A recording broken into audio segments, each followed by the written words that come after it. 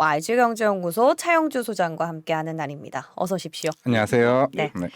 소장 오랜만에 뵙는 것 같은데 연휴 잘 보내셨어요? 예. 뭐 하셨어요? 또 되게 스윗하시잖아요. 가정적으로 보내셨을 것 같은데.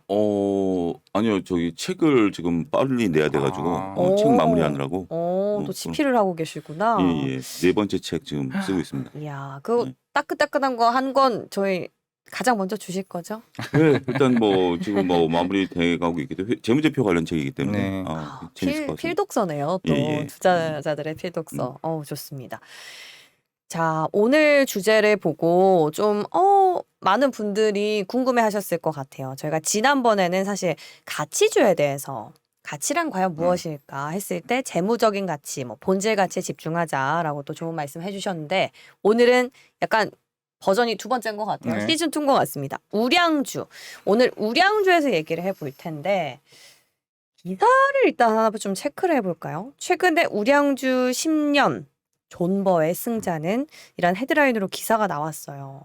근데 봤더니 시총 상위 10개 주 안에서 단 4 네 개. 종목만 상승을 했다. 뭐 이런 결과로 이제 기자가 분석을 했던데 소장님이 보시기에는요. 이 우량주의 조건이 뭐라고 생각하세요? 그러니까 이 기사를 가지고 얘기하려면 3박 4일 동안 가능하죠. 우량주에 대한 개념서부터 존버에 아시는 분 대한 아니죠? 예? 기자.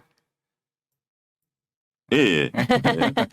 그러니까 이 우량주에 대한 개념서부터 존버에 대한 개념까지 이거는 뭐 정해진 답이 없는 거죠. 네. 근데 우리가 흔히 생각하는 게 흔히 뇌피셜은 삼성전자가 우량주고 시총 상위 종목이 우량주고 이것을 내가 퇴직할 때까지 들고 있으면 돈이 될 것이다라는 뇌피셜이 2020년부터 퍼졌다라는 거죠. 그걸 이제 이 기자가 한번 좀 재미있게 검증을 한번 해본 겁니다. 이건 어떻게 보면 미국식 사고 방식인데 미국은 어떤 것들을 얘기할 때 데이터 검증을 많이 합니다. 과거 데이터 거기는 이제 데이터 축적이 많이 돼 있기 때문에 데이터 검증을 많이 하는데 일단 뭐 10년 성적표를 받아봤습니다. 네. 혹자는 10년이 무슨 존버냐라고 하실 수도 있어요. 네. 20년, 30년 존버다라고 얘기하는 분도 있어요. 진짜요? 그렇죠. 근데 이 논리는 우리가 역설적으로 따지면 네. 제가 지금 제 나이에서 한 10년 뒤면 은퇴를 할 텐데 그러니까 이제 이런 거죠. 제 나이 때는 넌 10년이 존버고 예를 들면 뭐 아나운서께서는 앵커께서는 지금 뭐 한 20, 30년 뒤가 존버다라고 할 수도 있는 거죠. 네. 근데 존버를 얘기하는 사람들은 그런 거예요. 말을 자꾸 바꿀 수가 있습니다. 그냥 나가서 삼성전자 오래 보유하세요라고 얘기했다가 야 내가 10년 뒤에 지금 은퇴하고 보니까 삼성전자 주가 빠져서 어떻게 10년이 무슨 존버예요? 더 뒤 기다려 보세요. 그럴 수 있죠. 그러니까 이렇게 꼬집은 미국 책도 있습니다. 존버를 단순하게 그러니까 아무 논리 없이 존버라고만 얘기하는 사람들이 있어요. 우리나라에도 그런 사람들이 있어요. 그냥 존버해라. 무슨 손절이냐 존버해라라는 사람이 있어요. 그 사람들한테 내 주가가 빠졌어라고 얘기하면 두 가지 얘기합니다. 네가 종목을 잘못 선택했고 두 번째는 이게 무슨 존버냐 더 기다려라라고 얘기한다라는 거죠. 이건 굉장히 무책임한 겁니다. 그러니까 존버라는 것을 얘기하고 기다렸다라고 하면 돈이 될 거다라고 하는 것은 굉장히 희망적이죠. 그죠. 낙관적이고 공부 안 해도 될 것 같고 그냥 묻어만 두면 될 것 같고 정말 편안할 거라고 생각을 주죠. 그래서 사람들이 그걸 생각해요. 근데 그게 굉장히 어렵다라는 거에 대해서는 아무도 얘기 안 합니다. 그리고 결과가 딱 나왔을 때 10년 뒤에는 너도 이 세상에 없고 나도 이 세상에 없어. 내가 10년 뒤에 유튜브 방송 안 할 거야. 난 그냥 얘기만 하면 돼. 그런 무책임함도 있을 수 있다라는 거예요. 미국 책에서 보면. 그렇기 때문에 저는 존버에 대해서 그냥 단순하게 얘기한다라는 것은 굉장히 저는 좀 별로 좋게 안 들립니다. 왜냐하면 존버가 답이면 제가 어제 어느 분이 올려줬어요.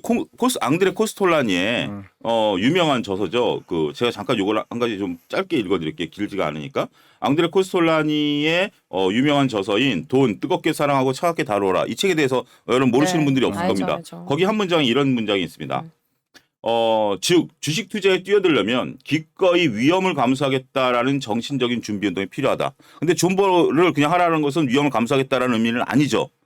물론 그렇게 있을 수도 있습니다. 단순하게 생각할 때는 확실한 수익을 보장해주는 주식 시장은 세상 아무데도 없다. 만약 그런 곳이 있다라면 아무도 새벽 5시에 일어나 컨베이어 벨트 앞에서 일하지 않을 것이다. 저는 이 말이 굉장히 중요하다고 봅니다. 주식을 하는 데 있어서 여러분들이 편하게 하겠다? 좋죠. 꿈 같은 얘기죠. 그러면 우리가 뭐타로 회사 다니고 뭐타로 이 어려운 거 하겠습니다. 그냥 묻어놓고 놔두면 내 미래는 노후는 보장될 것이다. 문제는 뭐냐면 이 존버라는 게 지금 이 기사도 여러분들이 이 기사 한번 네, 저기 보셨어요. 민 작가님 저기 저기 올려주시고요. 네. 왜냐하면 이 기사 말미에 이런 얘기가 있어요. 이 기자분이 딴 얘기를 떠나서 금융투자업계 관계자 누군지 모르겠습니다. 본인의 내피셜인지 이건지 모르겠습니다. 이 기자분들이 흔히 쓰는 방식이죠. 사람 이름 맨 밑으로 내려보시면 네, 내렸습니다. 그 금융투자업계 관계자라고 하는 거죠. 그러니까 이게 참 익명입니다. 주식투자에서 우량주 추천하는 무적수익 뭐이다. 올해는 워낙 주식시장 변동성이 낮아진 상태고 이에 따라 주가가 높이고서 지난해보다 수익률이 다소 낮아진 측면이 있다. 뭔 소린가요? 나는 올해 은퇴했는데. 무조건 수익. 그러니까 이게 굉장히 중요한 게 뭐냐면 은퇴 시점이 다 다르다라는 거예요. 근데 정작 내가 은퇴해가지고 예를 들어 노후자 그러면 쓰겠다? 좀 기다릴 수 있어요. 근데 아들이 장가가겠대. 딸이 결혼하겠대. 돈을 빼야 되는데 내가 지금 박살나 있어. 유명하신 그 존버를 외치신 유명하신 분 그 펀드 수익률 보세요. 5년 10년 전에 그 펀드 가입했다가 지금 내가 아들 장가 보내려고 찾으려고 보면 50% 박살나 있는 50%는 모르겠습니다. 이건 제가 정정하겠습니다. 몇십 프로 박살나 있는데 그러면 내 장가 보내지 말고 10년 더 기다리라는 얘기인가요? 저는 이런 얘기를 하고 다니는 게 얼마큼 무섭다라는 거를 그분들이 모르는 것 같아요. 그리고 자 봅시다. 삼성전자 얘기를 많이 하죠. 삼성전자 30년 동안 가장 많이 이겼으니까 30년을 버텨라. 전 30년 버틸 돈도 몸의 나이도 없습니다. 근데 지금 10년만 딱 놓고 보면 LG화학이 가장 높았다라는 거죠. 이 기사의 제목을 보면. 그리고 SK하이닉스가 높았다라는 거, 삼성 SDI가 높았다라는 거죠. 자, 30년이라는 시간을 보면 우리가 반도체가 우리나라를 먹여 살려온 건 맞아요. 10년을 놓고 보면 2차전지가 우리를 먹여 살렸다라는 거죠. 앞으로 향후 10년 뒤에는 뭐가 먹여 살릴까요? 이런 거에 대한 고민을 하는 것이 중요하지. 이 기사는 단순하게 기사로서 이미 상당히 있다라고 봅니다. 팩트 체크이기 때문에 투자자들은 이걸 통해서 뭘 느껴야 되냐라는 거죠. 시대는 변한다라는 겁니다. 삼성전자가 30년을 이끌어왔습니다만 최근 10년간은 2차전지가 이끌어왔다라는 거죠. 그렇죠.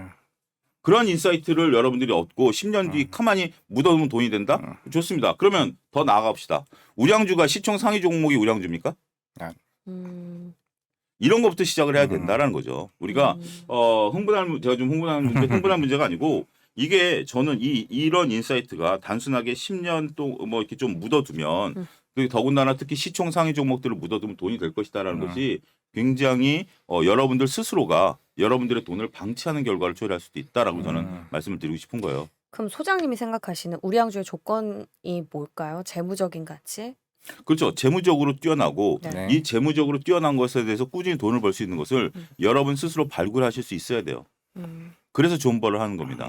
그게 존버의 의미지 그냥 난 귀찮아. 주식 몰라. 근데 주식은 하고 싶어. 돈은 벌 수 있어. 그냥 시총 상위주 사면 뭐 돈이 된대. 그렇게 쉬우면 저희가 이 방송 왜 해요? 그렇죠.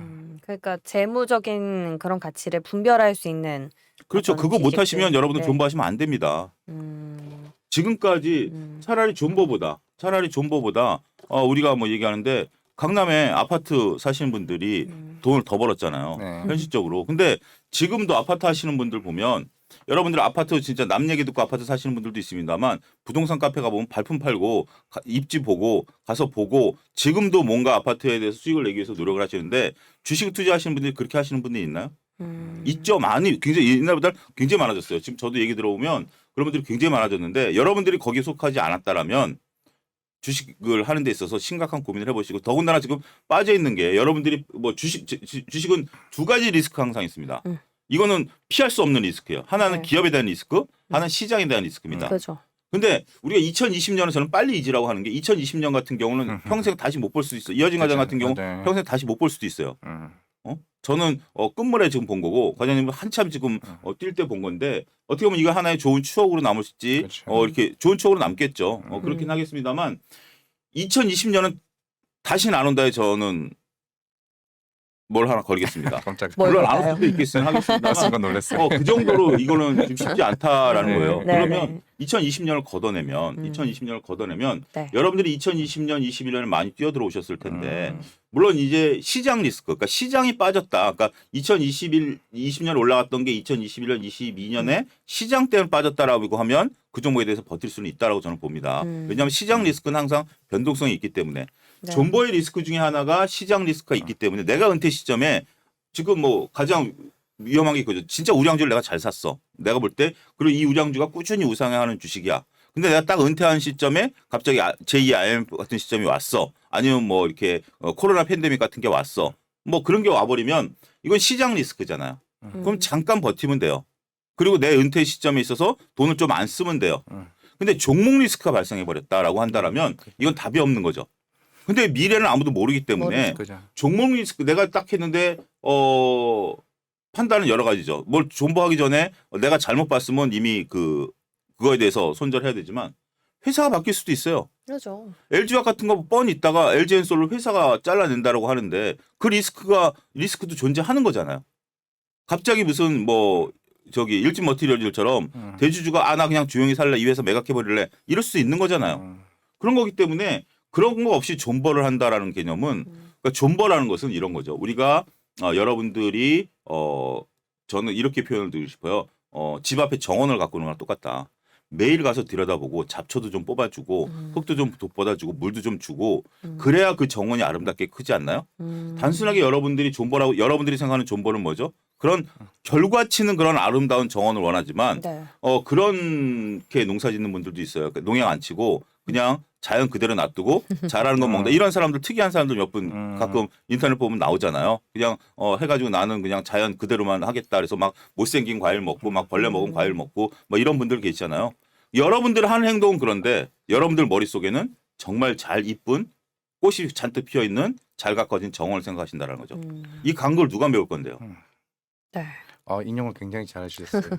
잡초가 그죠. 생기기 전에 관리를 하면서 좀 꾸준히 네. 지켜봐라. 맞아요. 네. 그러니까 그런 것들 그러니까 이 기사를 여러분들 단순하게 볼 게 아니라 저는 이 기사를 굉장히 저는 네. 의미 있다. 저장을 유의미하다. 해뒀는데 예. 여기서 지금 과장님 표를 한번 좀 네, 여기 나와 제 있는 표 바로 네. 열어놨어요. 표를 좀 화면 좀 띄워주시면 좋겠는데 이 화면인 것 같은데 자, 맞습니까? 저희가요, 예. 잠깐 기사에 대해서 이제 말씀을 드리고 있는데, 이야기를 나누고 있는데요. 잠깐 이제 정리를 해드리면, 네.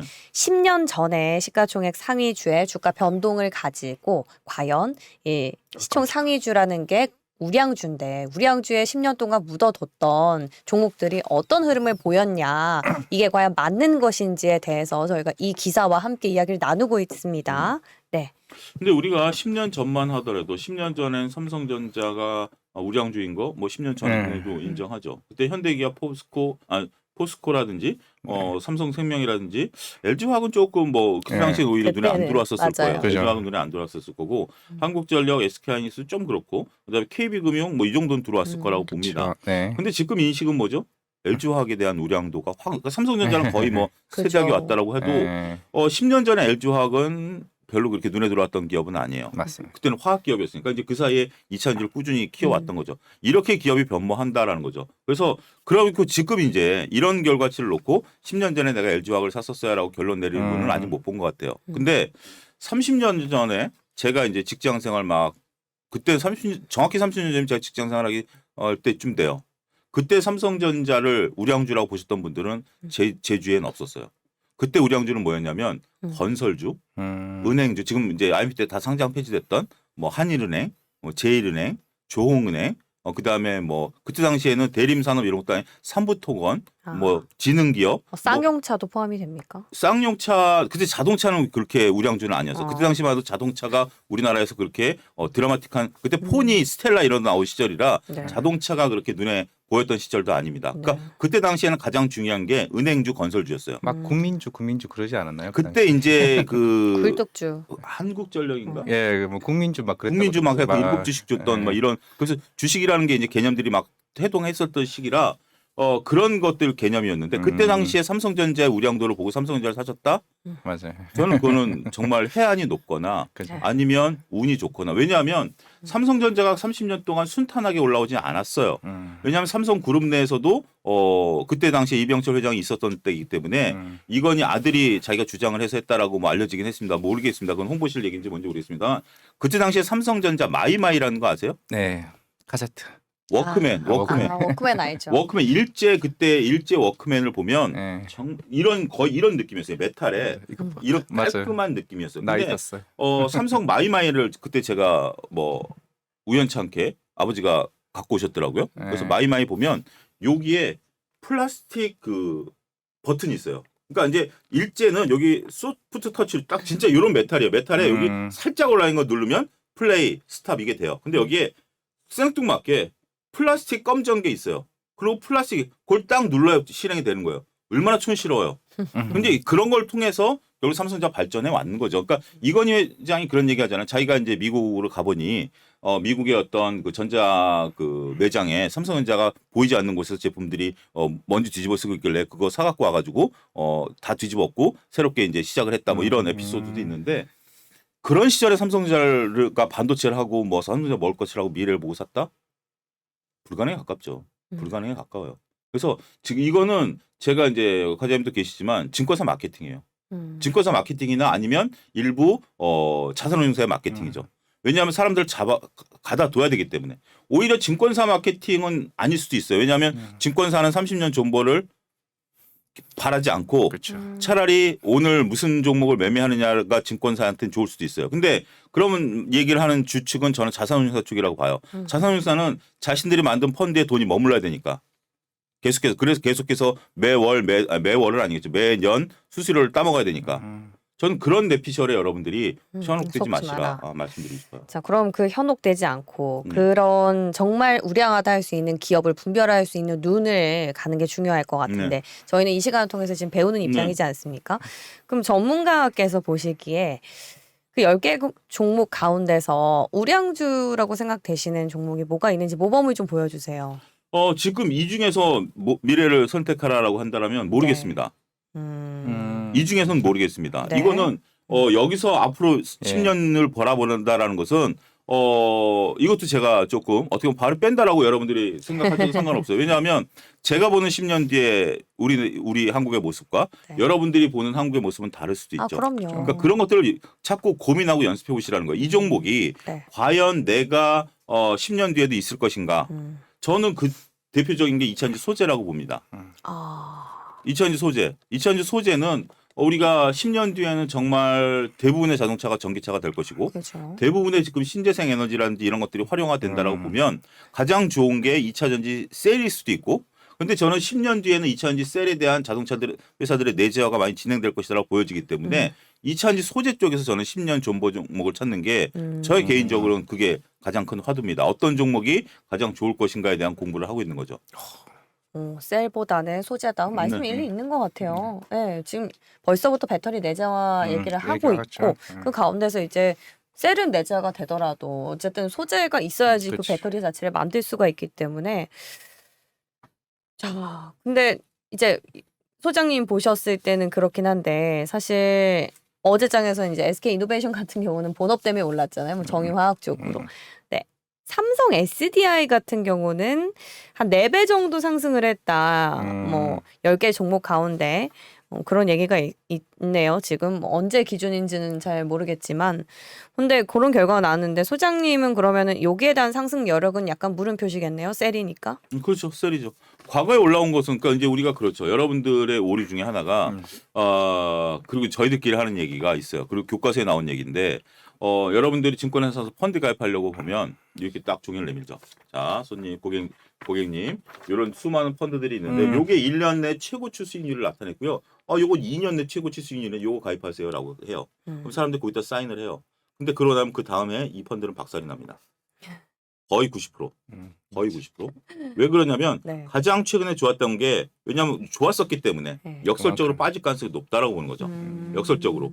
그래서 차익 실현. 그래서 펀드 그 교과서에 보면 가장 안 오른 것 중에 안 오른 걸 무조건 안 오른 것 중에 그냥 고르면 안 됩니다. 안 오른 것 중에 포트폴리오가 잘 돼 있고 지금 시장 단지 작년 재작년과 시장에 안 맞았던 종목들이 있는 포트폴리오 사라. 그러면 올해 대박 난다. 이 교과서 내용 건데, 그러니까 단순하게 여러분들이 그냥 가서 직원이 내준 표를 보고 판단하려면 못해요.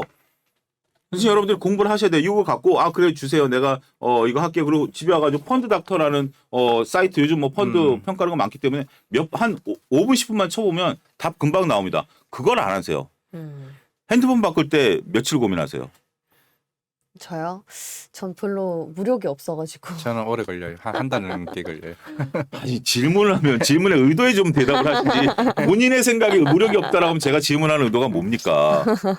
예, 하여튼 뭐 그건 그렇고요. 네. 예, 일단은 뭐 저는 그래요. 요거는 이렇게 지금 단순하게 투자하는 것은 이거는 조금 조심해야 된다 이렇게 네. 말씀드릴 수 있겠네요. 저도 신입사원 때 이제 그냥 친한 친구한테 펀드를 추천해줬어요. 그때 당시에 자산운용사에서 굉장히 유명한 자산운용사 수탁고도 굉장히 높았어.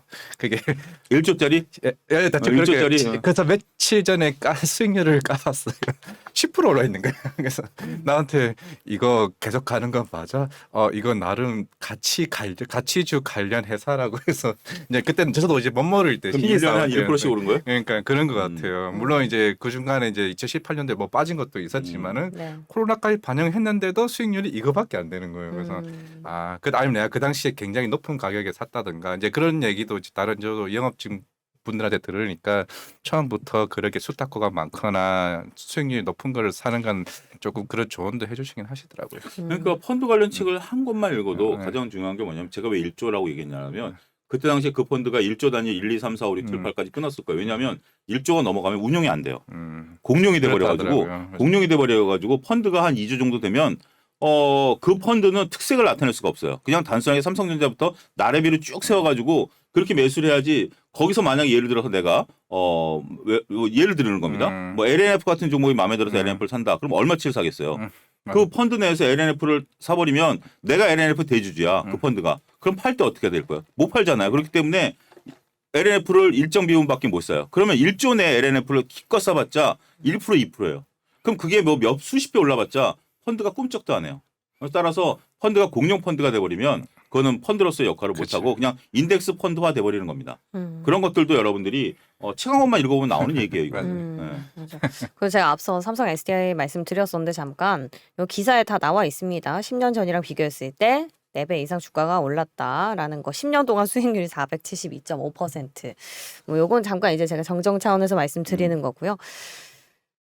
앞서 이제 소장님의 말씀을 이제 쭉 정리를 해보면 결국에 우량주를 분별할 수 있는 눈이 중요하고 뭐 거기에 있어서 뭐 재무적인 가치도 있고 여러 가지가 있을 텐데 기업이랑 시장 리스크를 말씀해 주셨거든요. 근데 기업 리스크 중에 가장 큰 게 또 하나가 상패라든지 거래 정지라든지 이런 리스크가 참 많습니다. 사실 우리나라 같은 경우에. 그래서 올해 이제 이 기사도 있었어요. 올해 한 번이라도 거래 정지를 당한 종목이 무려 182개라고 합니다. 코스피 코스닥 다 합쳐서 거의 200개 지금 달하는 종목들이 뭐 상패나 거래 정지의 위기에 처해 있는데 이게 유독 국내 증시에서만 좀 심각한 수준인 겁니까? 아니요, 이건 어딘지 다 있는 겁니다. 어딘 다 있는 거고 네. 여기서 이제 기사를 좀 천천히 보면 네. 일단은 그 좀 자극적으로 썼는데 여기서 중요한 것은 올해 거래 정지가 182개 중에 어쩔 수 없이 거래 정지가 당한 그러니까 규정상 거래 정지가 정상적인 여기서 보면 네. 주식의 병합 분할 이런 것들 때문에 된 게 12개라는 거죠. 이건 빼줘야죠. 이거는 뭐 주식이 이건 정상적인 과정에 있어서 잠깐 투자자들의 환기를 한다라든지 아니면 전산상 뭔가를 돌려줘야 되기 때문에 잠깐 멈추는 거기 때문에 네. 이런 여기서 얘기하는 거래 정지는 부정적 의미의 거래 정지잖아요. 근데 여기는 그런 것 없이 그냥 섞어버렸다라는 거죠. 그거 빼더라도 지금 적은 숫자는 아니잖아요. 적은 숫자는 아니죠. 적은 숫자는 아닌데 여기서 보면 무상증자 30개. 그렇죠. 병합 말소된 거 15개 이런 거 다 빼주고 나면 한 100여 개 된다라고 치는 거죠. 물론 100개가 적은 건 아닙니다. 100개가 많은데 이렇게 되는데 여기서 지금 보게 된다라면 거래 정지를 보면 네. 여러 가지 이제 불성실 공시 법인으로 지정되면 하루 거래 정지 되죠. 이런 거 저런 거 블라블라 다 빼주면 한 50개 정도 되네요. 50개 정도 네. 되는 게 이제 문제인데 이건 어디나 있어요. 우리나라뿐만이 아니라 미국 제가 거기 공식적인 건 모르겠습니다. 이거는 뭐 흔히 발생되는 그런 사항들이다라는 거죠.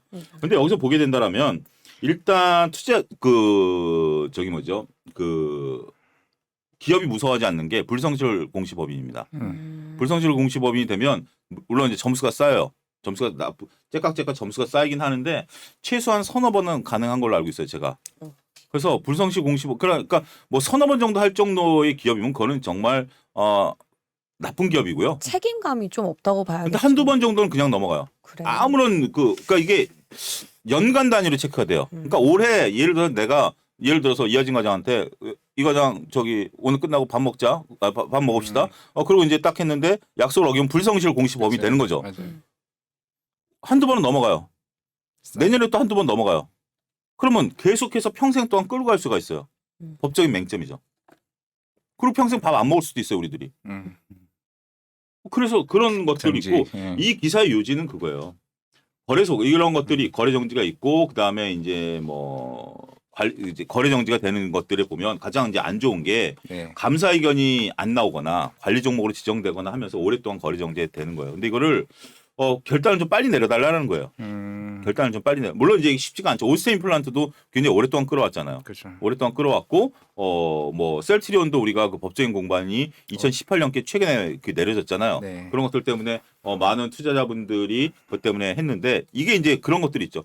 결정을 내리는 측에서는 조심할 수밖에 없어요. 내 결정에 따라서 상표 결정이 내면 많은 투자자들이 네. 손해를 볼 수 있기 때문에 서로 선의의 피해자가 안 나타나야 되기 때문에 두루 살펴보는 건 이해가 갑니다. 두루 살펴보는 건 이해가 갑니다만 그렇다면 저는 법을 꼼꼼히 만들었으면 좋겠어요. 차제 어떤 그 이 결정권자가 네. 자신의 생각이 여기 들어가서 결정을 내린다라면 이거는 어느 누구도 리스크를 안 떠안으려고 그래요. 차라리 내가 올 연말까지 이 결정권자야.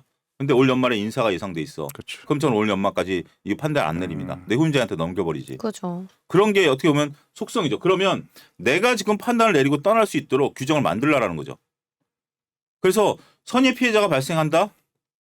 그건 과정에서 오류일 수도 있습니다. 근데 그거에 대한 선의 피해자가 발생한다는 건 한 측면에서는 정말 나는 돈이 필요한데 거래정 때문에 돈을 못 찾는 또 다른 피해자들도 발생할 수 있다는 거죠. 저는 그 부분이 상쇄될 수 있다라고 주장하는 겁니다. 이거는 제 주장입니다. 그렇기 때문에 이런 것들에 대해서는 그 대신 결정권자가 어떤 근거에서 우리가 법관 여러분들이 판단을 내릴 때 자신의 뇌피셜을 판단하는 거 아니잖아요. 네. 우리는 그 뇌피셜이 안 들어갔다고 믿는 거잖아요. 근데 어느 분 책이 썼더라고요. 집안에 안 좋은 일에서 싸우고 나오면 판결문이 좀 달라진다 뭐 이런 소설 같은 뭐 얘기도 있는데 그건 모르겠습니다. 그분의 확인된 게 아니기 때문에 인간이기 때문에 어쩔 수 없는 거는 인정하겠습니다만 그렇다 하더라도 규정을 좀 꼼꼼하게 해서 빨리빨리 일 처리가 돼야 네. 저는 좋지 않겠는가. 사실- 그때 셀트리온 때도 말씀드렸고 네. 지금도 똑같이 주장을 드립니다. 우리 사실 어제 금강원장 나죠. 검사 출신. 음. 그래서 더 꼼꼼하게 하지 않을까. 음. 오히려 더 세게 뭐 네. 상장이나 뭐 이런 거에 대해서 체크 안 할까요? 이런 생각도 좀. 그러니까 뭐 상패 사유라든지 이런 게 이제 있을 수 있죠. 그죠. 있을 수 있는데 다만 이제 소장님 말씀은 기업이나 더 많은 피해자를 배출하기는 것을 막기 위해서 그죠. 어떤 기업 입장에서는 소구를 하지 말자. 그러니까 소송에 의한 뭐 청구권을 행사하든지 사실 이런 법적인 그 공방 때문에 무슨 뭐 거의 거래 정지가 뭐 10년 넘게 지금 지속되고 있는 기업도 있고 그럼 그 피해는 고스란히 우리 투자자들한테 돌아가는 거니까 그런 걸 좀 막기 위해서는 법이랑 또 제도적인 차원에서 보완이 필요하겠다. 그리고 이제 마지막으로 좀 말씀드리면 네. 어제 이제 그 KTNG랑 소송 들어간 회사가 뭐죠? EM택이요. EM택이죠. EM택. EM택 그렇죠. 같은 경우 이제 어제 주가가 한 20% 넘게 음. 빠졌는데 그렇죠. 물론 이제 저도 얘기를 좀 들어보니까 그게 소송에 관련된 뉘앙스가 없었던 건 아니라 그러더라고요. 맞아요. 네, 자주 있었대요. 있었던 것들인데 네. 그럼 저 같은 경우는 이제 파악을 못했던 상황이고 네. EM택 그래서 그걸 그 여러분들이 제가 존버하는 것을 정원 갖고 드시라는 게 EM택을 내가 갖고 있으면 그런 소식을 알고 있으셨어야죠. 그래서 내가 물론 이제 그거 알고 있는 거하고 어제 갑자기 터진 거하고는 얘기가 달라지죠. 근데 제 주위에 있는 어떤 사람은 어제 그냥 손절해 버렸대요. 그 내용을 알고 있었기 때문에 본인은 알고 있었다 그러더라고요. 그리고 결국에 터져버리니까 더 이상 이 종목을 갖고 내가 갈 건 아니다. 그냥 손절할 수 있는 깔끔하게 그냥 빠르게 손절해 버렸다라고 하더라고요. 오. 손해는 좀 보긴 했지만 그러니까 그런 판단을 내릴 수 있는 게 그러니까 지금 오늘 아침에 눈 떠가지고 딱 보니까 주가 왜 이렇게 빠졌어? EM택 무슨 일 있어? 이렇게 뒤져보는 사람하고 네. 그 사람이라고 해서 지금 EM택 주가는 모르겠습니다. 오히려 더 늦은 시점에 손절하는 거 아닐까요? 그럴 수도 있는 거 아닙니까? 그렇죠. 네. 그렇기 때문에 그 사람은 그걸 알고 있었기 때문에 소송과 관련된 것들을 알고 있었기 내용 증명 보낸 것도 다 알고 있더라고요. 줄줄 얘기하더라고요. 그러니까 빠르게 손절할 수 있었던 거죠. 어떻게 보면 다음 기회를 찾는 건데 근데 이제 이런 거죠. 제가 얘기하려고 하는 건 EM택 사건 같은 경우 이제 몰랐다라고 가정했을 경우에 그다음에 오스테 임플란트 같은 횡령사고 그다음에 이런 어떤 갑자기 감사 의견 거절이라든지 거래 정지라든지 이런 것들을 피할 수 있는 방법이 없냐라는 질문도 과장님들 종종 받으시죠. 그렇죠. 이런 것들을 근데 솔직히 답은 없어요. 그렇죠. 이거를 우리가 블랙스완처럼 다가오는 거기 때문에 이런 부분들에 대해서 우리가 이걸 피할 수 있는 방법은 없어요. 현실적으로. 이건 갑자기 터져버리는 거니까. 그렇죠. 미리 알 수 있는 방법은 알 수 없어요. 없지만 이거 미리 알 수 있으면 정원 가꾸듯이 하고 있으면 어느 정도 예측은 가능한. 아니요. 예측 그러니까 EM택 같은 경우는 네. 예측이 가능했습니다만 네, 네, 네. 알고 오스테 임플란 있어요. 같은 어떤 그런 경우는 그건 모르죠. 전혀 모르는 거죠. 이거는 모르죠. 전혀 모르는 거죠. 갑자기 네. 이제 튀어나오는 리스크는 네. 항상 있는 거예요. 그렇기 때문에 이거를 우리가 피할 수 있는 방법이 없다라는 것을 인정을 하면 그래서 분산 투자. 분산 투자를 하라는 거예요. 음. 너무 한 종목에 올인할 경우에는 물론 이제 장단점은 있습니다만 올인할 경우에는 나온 리스크를 감당할 수 있느냐라고 봤을 때 그래서 분산 투자 얘기가 나온다라는 것도 뭐 그게 답인지 아닌지는 저는 모르겠습니다만 리스크를 좀 줄이는 차원에서 리스크가 항상 있기 네. 때문에 두렵기 때문에 그렇다고 해서 너무 많은 분산을 하면 분산 효과라는 게 그래요. 지금 같은 장에서는 분산 효과가 좋죠. 오히려 장을 버틸 수가 있죠. 맞아요. 근데 2020년에 분산하신 분들은 별 점이 없죠. 몰빵이 좋은 거죠. 그렇기 때문에 그 시기에 따라서 바꾸시라는 얘기는 아니에요. 그렇지만 네. 어찌됐든 여러분들이 왜 그러니까 제가 항상 그 강조하는 것 중에 하나가 고전을 읽으라고 하는 이유 중에 하나가 항상 얘기하는 거죠. 신용 여유 자금으로 투자를 해라. 그다음에 충분한 시간을 두고 투자를 해라. 그다음에 분산 투자, 적절한 분산 투자를 해라. 이런 것들이 왜 만들어졌겠어요? 수많은 노하우가 쌓여서 만들어진 경험치가 있어서 만드는 건데 네. 우리가 그런 것들을 때로는 있죠. 주식 사모님 잘 되네? 분산이 뭐 있어? 그냥 몰방 사. 야 오늘 사서 내일 상한가 칠점 뭐야? 여진가장 나 친구인데 하나만 좀 줘봐. 그런 전화 많이 받죠. 네. 근데 그러면 당황스럽죠. 그리고 그냥 웃고 마는 건데 뭐 해줄 것도 아니고. 그런 거 있으면 내가 사지. 그런데 네. 그러니까 여러분들이 너무 그렇게 주식을 로또식으로 보지 마라. 네. 저는 주식을 아직도 로또식으로 보는 분들이 계시고 그래요. 그죠. 오늘 뭐 우량주에 대해서 얘기해봤는데 이게 좀 마지막 질문이 될 것 같습니다. 요즘에 시장에서 이런 얘기가 있더라고요. 이제는 펀더멘털 장이 아니라 매크로 장이다라는 말이 나올 정도로 정말 지표에 의해서 흔들리기 때문에 투자 전략을 이제 분석하시는 분들도 계시잖아요. 그런 분들도 참 뷰가 많이 엇갈리고 있는 게 사실이거든요.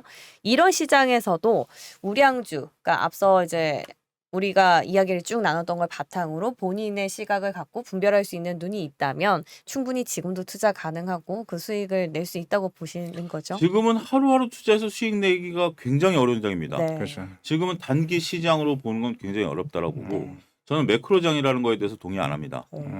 우리가 무슨 뭐 경제의 정략과 교수들도 아니고 그리고 매크로를 맞춘다라는 거는 모르는 거예요. 지금 더군다나 연준의 한 행보는 연준도 지금 걸어보지 않은 길을 걸어가고 있는 거거든요. 그죠. 그래서 연준의 목표는 인플레이션을 잡겠다라는데 과연 인플레이션을 잡기 위해서 그러니까 이런 거죠. 저는 지금 딱 그 버냉키의 샤워실의 바보들이라는 책 제목이 딱 적절하다라고 보이는데 우리가 지금 그러니까 각자 생각하는 온도가 다르잖아요. 내가 샤워할 때 몸의 온도가 다르잖아요. 근데 우리가 그 적정 온도를 연준은 지금 한 2% 정도로 보는 거죠. 2% 정도로 보는 건데 이 온도를 맞추기 위해서 우리가 이제 그 샤워실을 딱 가면 처음에 여러분들 뭐 하죠? 보일러를 딱 가동을 하고 제 오피스텔 같은 경우는 이제 보일러 껐다 켰다 하기 때문에 보일러 일단 가동을 하고 뜨거운 물을 틀어요. 그러면 이제 물이 서서히 뜨거워지죠. 그러다가 갑자기 확 뜨거운 물이 나오죠. 그럼 깜짝 놀래가지고 다시 차가운 물을 했다가 적정 온도를 찾아가는 거죠. 지금 연준에 가지고 그렇다라고 보는 거예요. 지금 연준은 돈을 풀어놨기 때문에 이걸로 쫙 해오다가 야 이거가 온도가 안 맞네. 그러다 보니까 우리가 그렇잖아요. 한쪽으로 쏠린 현상들을 여기다 갖다 놓으면 이게 온도가 맞나요? 아니죠. 이걸로 하려면 이렇게까지 꺾었다가 이렇게 하면서 맞춰가는 거죠. 연준의 행보는 그렇다라는 거예요. 그거에 대해서 지금 여러분들이 매크로를 맞춘다? 예측한다? 저는 제 생각은 그래요. 지적 허영심이다.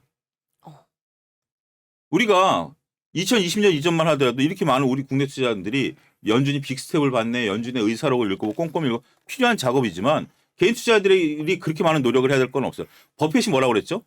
시장을 읽는 데는 몇 프로? 1%? 10%? 거기에 지금 올인하고 계세요. 시장을 읽으시는 분들에게 제가 말씀드릴게요. 읽는 건 좋아요. 그럴 수 있다. 능력과 시간이 있으면 좋죠. 그걸 하지 말라는 얘기가 아니에요. 그러면 시장이 바뀌면 내 종목이 어떤 영향을 받고 내 종목이 그런 영향을 받는 거예요. 따라서 여러분들이 행동할 수 있나요? 연준이 빅스텝을 밟아서 내가 갖고 있는 종목이 소매 종목이고 인플레이션이 급등을 해가지고 수익이 안 난다. 파실 수 있나요? 무의미한 작업일 수도 있다라는 거죠.